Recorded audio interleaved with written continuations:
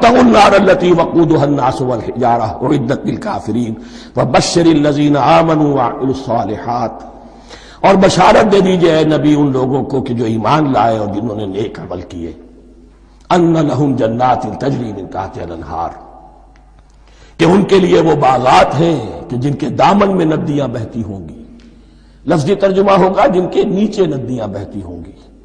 مراد اس سے کیا ہے؟ عام فطری باغ وہ ہوتے تھے کہ جس میں ذرا اونچائی پر جو ہے درخت لگے ہوئے ہیں اور دامن میں ندی بہ رہی ہے، تو اس سے خود بخود جو ہے وہ اریگیشن، نیچرل اریگیشن ہو رہی ہے، درختوں کے جڑوں تک پانی پہنچ رہا ہے۔ بہرحال ترجمہ آپ لفظی کریں، ان کے نیچے ندیاں بہتی ہوں گی یا یہ کہ جن کے دامن میں ندیاں بہتی ہوں گی۔ کلما رزقوا منها من ثمرۃ رزقا، جب بھی کبھی انہیں دیا جائے گا کوئی پھل رزق کے طور پر کھانے کے لیے جنت میں، قالوا هذا الذي رزقنا من قبل، وہ کہیں گے یہ تو وہی شے ہے جو ہمیں پہلے بھی ملتی تھی۔ اس کا ایک مفہوم یہ ہے، یہ جو نزل ہے، ابتدائی جو ہے دعوت ہے، ابتدائی ضیافت جو ہوگی اس میں وہی چیزیں کہ جو معروف ہے، جانی پہچانی ہے۔ یہ رمان، یہ دیکھیے یہ انار آ رہا ہے خوبصورت، یہ انگور ہے خوبصورت، یہ نخیل ہے، یہ نخل ہے، یہ رطب ہے، لیکن ذائقے کے کوئی نسبت و تناسب بھی نہیں ہوگا۔ وہ کہیں گے یہ وہی شے ہے جو ہمیں پہلے ملتی تھی، وَأُتُوا بِهِ مُتَشَابِهًا، مشابہ تو ہوگی وہ، لیکن ان کے ذائقے میں زمین و آسمان کا فرق ہوگا۔ اور ایک یہ بھی مفہوم لیا گیا کہ آخرت میں جنت میں بھی وہی میوے ملتے رہیں گے، لیکن ان کا ذائقہ بدلتا رہے گا۔ شکل وہ ہوگی لیکن ذائقہ وہی رہے گا کہ جس سے انسان کی پھر طبیعت بھر جاتی ہے ایک ہی شے کو کھاتے ہوئے۔ وَلَهُمْ فِيهَا أَزْوَاجٌ مُطَهَّرَةٌ، اور ان کے لیے ہوں گے اس میں بہت ہی پاک باز، نہایت پاک کی ہوئی بیویاں ہوں گی۔ أَزْوَاجٌ مُطَهَّرَةٌ وَهُمْ فِيهَا خَالِدُونَ، اور اس میں رہیں گے ہمیشہ ہمیش۔ یہ تو تین جو اصول ہیں دین کے دعوت ایمان، توحید اور رسالت اور معاد، ایمان باللہ، ایمان بالرسول، ایمان بالآخرہ۔ اب ذرا کچھ ضمنی مسائل ہیں کہ جو بعض کفار کی طرف سے، بعض معترضین کی طرف سے پیش ہوتے تھے، وہ کبھی بھی اس چیلنج کا مقابلہ تو نہ کر سکے، میدان میں تو نہ آ سکے۔ یہ بالکل ایسی بات ہے جیسے کسی مصور کی تصویر پر اعتراض کرنے والے تو بہت تھے۔ جب کہا گیا کہ ذرا یہ لیجیے قلم، اس کو ٹھیک کر دیجیے، یہ برش آپ کے ہاتھ میں دیتا ہوں، اب سب پیچھے ہٹ گئے۔ تو کوئی صورت قرآن کے مقابلے میں لانا وہ تو ان کے لیے ممکن نہیں تھی، لیکن ادھر ادھر سے اعتراضات کرنے کے لیے جو زبانیں کھلتی تھی ان میں سے ایک اعتراض نقل کیا جا رہا ہے۔ وہ یہ تھا کہ وہ کہتے تھے کہ قرآن مجید میں مکھی کی تشبیہ آئی ہے، یہ تو بڑی حقیر سی شے ہے، اعلیٰ کلام ہو اور اعلیٰ متکلم ہو، ایسی حقیر چیزوں کا تذکرہ نہیں کرتا۔ بیت العنکبوت، مکڑی کا بھی ذکر ہے قرآن میں، اتنی حقیر شے کا، یہ کوئی اعلیٰ کلام نہیں۔ اس کا جواب دیا جا رہا ہے کہ اصل میں کہیں تشبیہ بیان کرنی ہے، تمثیل بیان کرنی ہے، تو دیکھنا یہ کہ جس شے کے لیے تشبیہ دی جا رہی ہے اس کی مناسبت والی شے ہو۔ شے کوئی بہت حقیر ہے تو کسی عظمت والی شے سے آخر کیسے تشبیہ دی جائے گی؟ وہ تو کسی حقیر شے سے ہی تشبیہ دی جائے گی تو جو اصل مقصد ہے تشبیہ کا وہ پورا ہوگا۔ ان اللہ لا یستحی ان یضرب مثلا ما بعوضۃ فما فوقها، اللہ تعالیٰ کو تو اس میں کوئی جھجک نہیں ہے، کوئی شرم نہیں ہے کہ وہ مچھر کی مثال بیان کرے، تو اس سے اوپر، اب یا فوقها میں دونوں معنی ہو جائیں گے، یعنی کمتر اور حقیر ہونے میں اس سے بھی بڑھ کر، یا یہ کہ اس سے اوپر کی کوئی شے اس کی مثال دینے میں اللہ کو کوئی جھجک نہیں، اس لیے کہ مکھی بھی بہرحال مچھر سے تو ذرا بڑی شے ہے۔ اس معنی میں بھی ہو سکتا ہے فوقہا، اور فوقہا اس معنی میں بھی کہ اس سے بھی حقیر ہونے میں اس سے بھی بڑھ کر۔ فَأَمَّا الَّذِينَ يَعْلَمُونَ فَأَمَّا الَّذِينَ آمَنُوا فَيَعْلَمُونَ أَنَّهُ الْحَقُّ مِنْ رَبِّهِمْ، تو جو لوگ صاحب ایمان ہیں وہ جان لیتے ہیں کہ یہ حق ہے ہمارے رب کی طرف سے۔ وَأَمَّا الَّذِينَ كَفَرُوا، اور جنہوں نے کفر کیا ہے، فَيَقُولُونَ مَاذَا أَرَادَ اللَّهُ بِهَذَا مَثَلًا، یہ کیا مثال اللہ نے دی، کیا ارادہ ہوا اللہ کا اس مثال کے ذریعے سے؟ ناک منہ چڑھا رہے ہیں، اعتراض کر رہے ہیں۔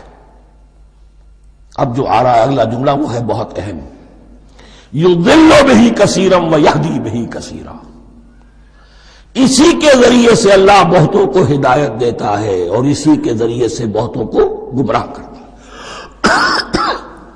معلوم ہوا کہ ہدایت اور گمراہی اور ہدایت اور ضلالت انسان کی سبجیکٹو کنڈیشن کے اوپر دار و مدار ہے اس کا۔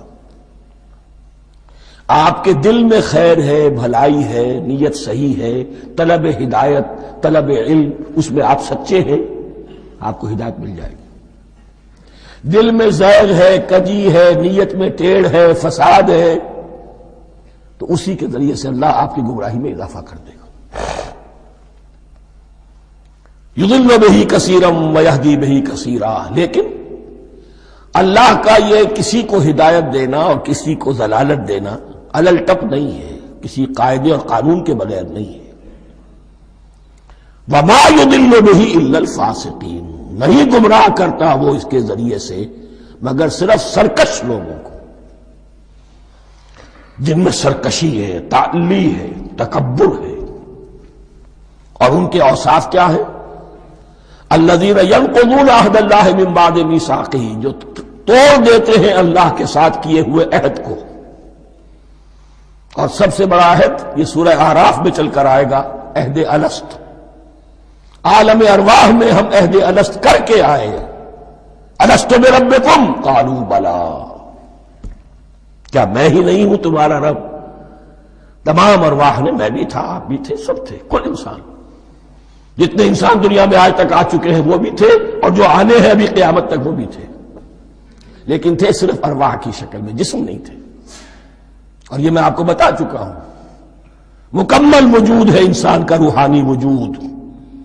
اولاً تخلیق اس کی ہوئی تھی، اسی سے آگے چل کر ایک بہت فلسفے کا بہت گہرا مضمون آ رہا ہے آگے چل کر۔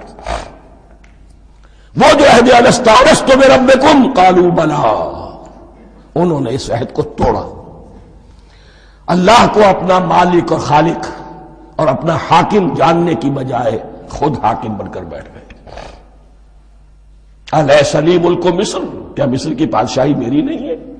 آئی am the sovereign, we are sovereign, popular sovereignty, بغاوت، سرکشی، فاسق۔ وما يضل به الا الفاسقين الذين ينقضون الميثاق وَيَقْطَعُونَ مَا أَمَرَ اللَّهُ بِهِ أَن يُوصَلَ، اور کاٹتے ہیں وہ چیز جسے اللہ نے جوڑنے کا حکم دیا ہے۔ اللہ نے صلہ رحمی کا حکم دیا ہے، یہ قطع رحمی کرتے ہیں۔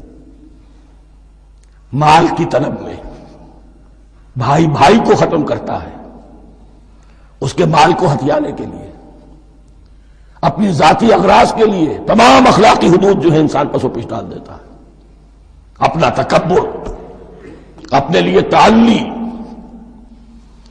الذین، آپ دیکھیے، نوٹ کیجئے، اس میں ہماری شریعت کا فلسفہ یہ ہے، ایک تعلق ہے اللہ کا بندے کے ساتھ، حقوق اللہ، ایک ہے بندوں کا بندوں کے ساتھ، حقوق العباد۔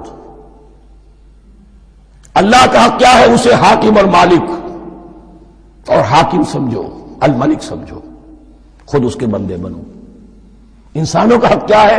کونوا عباد اللہ اخوانا، سب آپس میں بھائی بھائی اللہ کے بندے بن جاؤ۔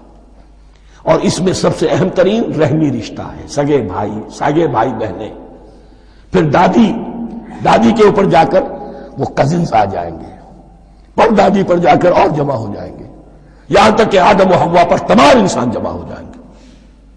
تو رحمی رشتے کی بڑی اہمیت ہے۔ تو وہ فاسقین کے جو توڑتے ہیں اللہ کے عہد کو، اس کو مضبوطی سے باندھنے کے بعد، وَيَقْطَعُونَ مَا أَمَرَ اللَّهُ بِهِ أَن يُوصَلَ وَيُفْسِدُونَ فِي الْأَرْضِ، انہی دونوں چیزوں کے نتیجے میں زمین میں فساد پیدا ہوتا ہے۔ یا اللہ کی اطاعت سے باغی ہو گئے، اور یا آپس میں ایک دوسرے کی گردنیں کاٹنے لگے۔ اولئک هم الخاسرون، یہی لوگ ہیں جو بالآخر خسارے میں، آخری اور دائمی خسارے میں رہنے والے ہیں۔